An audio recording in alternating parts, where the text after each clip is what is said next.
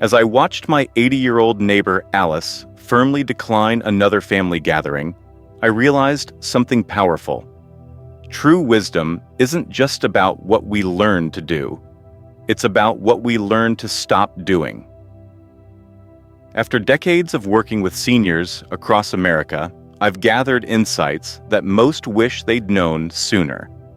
Before we dive into these life-changing truths, I'd love to know where you're watching from.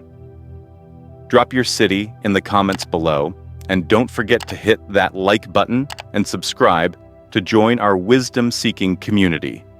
These aren't your typical stay active tips. They're honest insights that could transform your golden years from merely comfortable to truly fulfilling. 1. Trust wisely and protect your peace. I'll never forget the day my friend Martha called me in tears.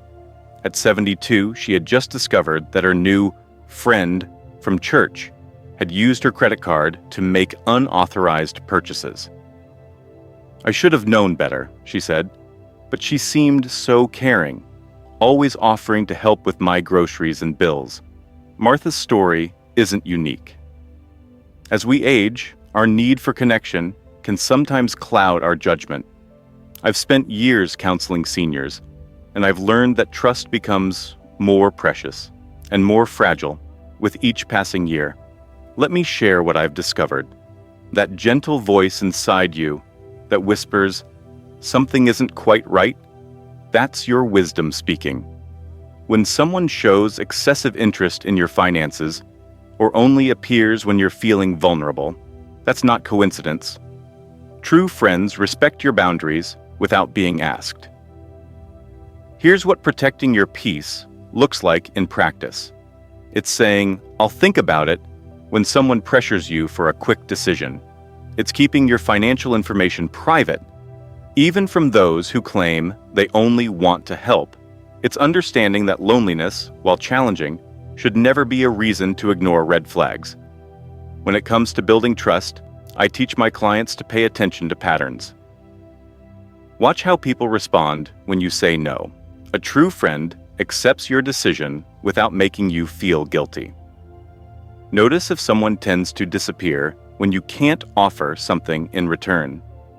Most importantly, check in with yourself after spending time with them. Do you feel energized or drained? Your peace of mind is your most valuable asset. You've spent a lifetime building wisdom. Now is the time to use it. Trust should be earned slowly, like interest in a savings account. The right people will understand this. The wrong ones will rush you. Remember, protecting your boundaries isn't about building walls. It's about installing proper gates. You get to decide who enters your life and under what terms. 2. Distance yourself from toxic relationships. For 20 years, Sarah dreaded Sunday family dinners. Her daughter's constant criticism about her lifestyle choices, her son's subtle demands for financial help, and her sister's dismissive remarks about her opinions left her feeling smaller each week. "But they're family," she'd tell me, her voice heavy with obligation. What choice do I have? The truth about toxic relationships hit me hardest when I watched Sarah's transformation after she finally started setting limits. She began with small steps, joining Sunday dinner every other week instead of weekly. Then she learned to leave when the criticism started. Eventually, she found the courage to say, "I love you, but I won't participate in conversations that diminish me." Many of us carry the weight of relationships that drain rather than nourish us. Sometimes the most painful toxicity comes wrapped in familiar love. It's the adult child who makes you feel incompetent under the guise of helping. The sibling who dismisses your achievements while asking for favors. The friend who shares your secrets under the pretense of concern. Creating distance doesn't mean severing ties completely. Think of it as adjusting the thermostat in your relationships. You can lower the temperature without turning off the heat entirely. Start by shortening visits. Change every day to once a week. Move conversations from your home to public spaces where people tend to behave better. Here's what surprised me most in my years of counseling seniors. When you finally stand up for your peace of mind, two things happen. Some relationships naturally improve because others learn to respect your boundaries.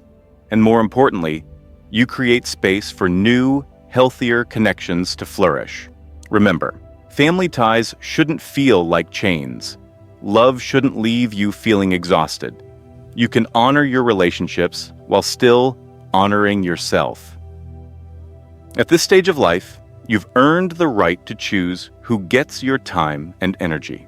3. Invest in relationships that matter. The moment that changed my perspective on relationships came during a visit to the local senior center. There sat Tom, 84, surrounded by a small group of friends, all laughing as they shared stories over coffee. Later, he told me something profound. At my age, I'd rather have 4 quarters than 100 pennies. Tom's wisdom struck me deeply. After losing his wife of 50 years, he could have retreated into isolation. Instead, he carefully cultivated a few deep friendships that gave his life new meaning. Each morning, he and his friend James meet for their coffee therapy. Every Wednesday, he teaches chess to his grandson, building memories one move at a time. Once a month, he hosts dinner for his closest neighbors, creating a family of choice. Quality trumps quantity when it comes to relationships in our later years. Think of your attention and energy like precious water in a desert. Too little spread too thin simply evaporates. But concentrate it in the right places and watch how things bloom. I've seen this truth play out countless times. My friend Eleanor focused on strengthening her bond with her granddaughter through weekly baking sessions. Now they share not just recipes, but life stories and wisdom. Another friend, Robert, reconnected with his college roommate through video calls, proving that old friendships can find new life through modern technology. The beauty of this stage of life is that we can choose our connections deliberately. Start with those who make you feel seen and valued. The friend who remembers to call just to check in. The family member who listens without judgment. The neighbor who brings soup when you're under the weather. Building new connections might feel daunting, but it's never too late. Join that book club you've been curious about. Accept the invitation to the community garden. Share your skills at the local library. Each small step opens the door to authentic connections that can enrich your days in unexpected ways. 4. Stop living to please others. Last summer, Betty confessed something to me that broke my heart. I've spent 73 years being who everyone needed me to be, she said, stirring her tea. Now I wonder if I've forgotten who I actually am. Her words echoed a sentiment I've heard countless times from others who've spent decades prioritizing everyone else's needs above their own. The permission to put yourself first often comes with gray hair, but many of us still struggle to embrace it. Just yesterday, I watched Betty decline a request to babysit her grandchildren 5 days a week. Her voice trembled, but her words were clear. I love them dearly, but I need time for my art classes and volunteer work. Her daughter was initially upset, but something beautiful happened. They found a balance that worked for everyone. Think of it this way. When flying, we're told to put on our own oxygen mask first. It's not selfish, it's necessary. The same applies to life. When you honor your own needs, you actually become more available for meaningful connections with others, not less. I've learned that saying no gets easier with practice. Start small. Maybe it's declining a committee position that doesn't excite you. Perhaps it's setting aside an afternoon just for yourself, without explanation or apology. Your time is precious, and you've earned the right to spend it in ways that bring you joy. This isn't about stopping caring, it's about caring for yourself with the same dedication you've shown others all these years. 5. Don't use age as an excuse. I wish I'd learned this 10 years ago, Mary told me as she proudly showed off her first watercolor painting. I smiled and reminded her that Grandma Moses didn't start painting until she was 76. Mary's eyes lit up. Really? Well, maybe I'm just getting started then. That conversation happened 5 years ago. Today, at 73, Mary sells her artwork at local craft fairs and teaches beginners painting at the community center. Her story reminds me of something I've observed over decades of working with seniors. Age is a number, but limitation is a choice. Just last month, I met Frank, a retired accountant who decided to learn Spanish at 68 because he wanted to talk with his new neighbors. Everyone said I was too old to learn a new language, he chuckled. But my accent is better than my grandson's now. Frank didn't let age dictate what was possible. He let his curiosity lead the way. The truth is, your brain doesn't know how old you're supposed to be. It responds to challenge, curiosity, and engagement at any age. When you catch yourself saying, "I'm too old for that," try adding the word "yet" to the end of your sentence. I can't use this smartphone yet. I'm not good at yoga yet. Every morning brings a choice to let age be your excuse or your experience. Those aches and slower steps, they're real, but they're not stop signs. They're just reminders to move thoughtfully, to adapt, to find new ways forward. Your next chapter might just be your most exciting one. 6. Practice moderation in all pleasures. I never meant for it to become a habit, John confided in me, describing how his evening glass of wine had gradually turned into a bottle. After retirement, the days felt longer, and what started as simple pleasure became his primary source of comfort. His story touched on a truth I've witnessed repeatedly. In our later years, life's pleasures can quietly transform from friend to crutch. The art of moderation becomes particularly vital as we age. Our bodies process everything differently, from food to alcohol, from medications to screen time. I remember watching my colleague Grace discover this wisdom. She loved her crime shows, spending entire days binge-watching episodes, but she noticed how the prolonged sitting affected her sleep and mood.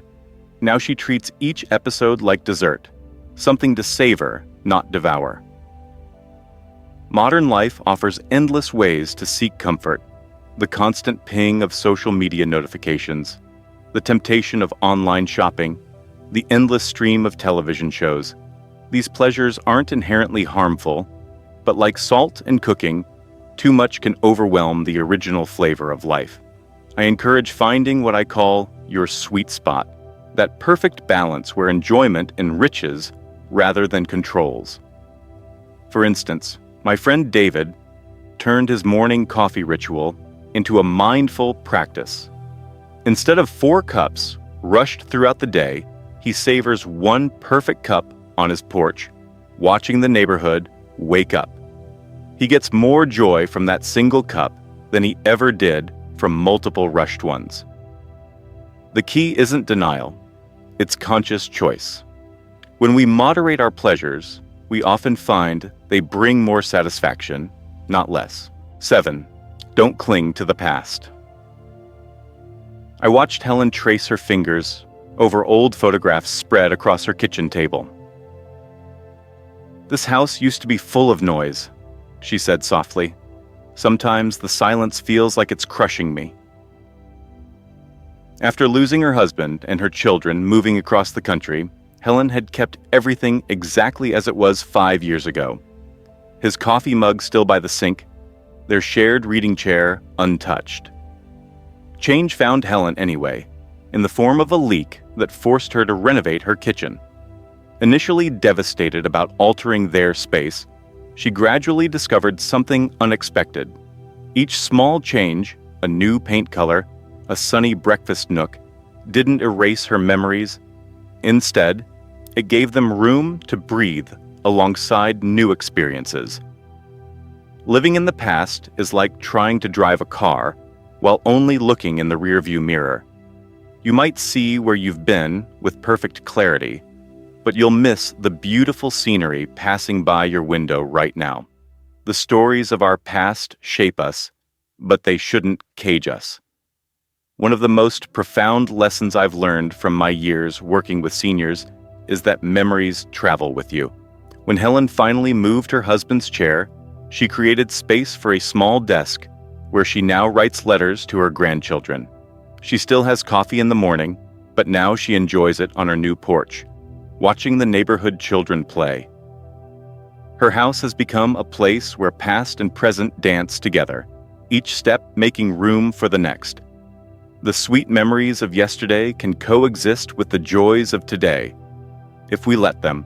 8. Embrace gratitude and joy in simplicity. The wisdom that changed my entire perspective came from Rosa, an 87-year-old who lived alone in a modest apartment. Every morning, she told me, her eyes twinkling, I wake up and say thank you 3 times, once for another day, once for my morning coffee, and once for whatever surprise the day might bring. At first, I thought her practice was charming but simple. Then I noticed how Rosa's approach transformed ordinary moments into treasures. Her weekly phone call with her son became not an obligation, but a gift. The cardinals visiting her bird feeder turned into her morning entertainment. Even the sound of rain on her window became her favorite music. Life has a way of teaching us that joy isn't found in grand gestures or perfect circumstances. It lives in the spaces between. The warmth of sunlight on your face during an afternoon walk, the first sip of tea in your favorite chair, the familiar voice of a friend calling just to check in. I've seen this truth play out countless times. My friend George started taking photos of his morning view each day. Nothing special, he'd say. Yet those photos became a visual diary of changing seasons, shifting light, and life's constant renewal. Another friend, Claire, turned her daily walk to the mailbox into a meditation, noticing something new each time, a blooming flower, a neighbor's laugh, a shifting cloud. These small moments aren't just fillers between big events. They are the very fabric of a rich life. When we train ourselves to notice them, to appreciate their simple beauty, our days become strung together like pearls on a string, each one holding its own quiet light. This is the secret Rosa taught me. Gratitude turns what we have into enough, and enough into abundance. As we reach the end of our journey together, I'm reminded of something profound. Our later years aren't about slowing down, they're about growing wiser. Each of these lessons I've shared came from real people who discovered that it's never too late to choose peace, find joy, and live authentically. Your story is still unfolding. The wisdom you've gained isn't just for you. It's a light for others following in your footsteps. Share your experiences in the comments below, and let's build a community where age brings not just years, but deeper understanding and genuine contentment. Until next time, embrace each day as a new chapter in your extraordinary journey.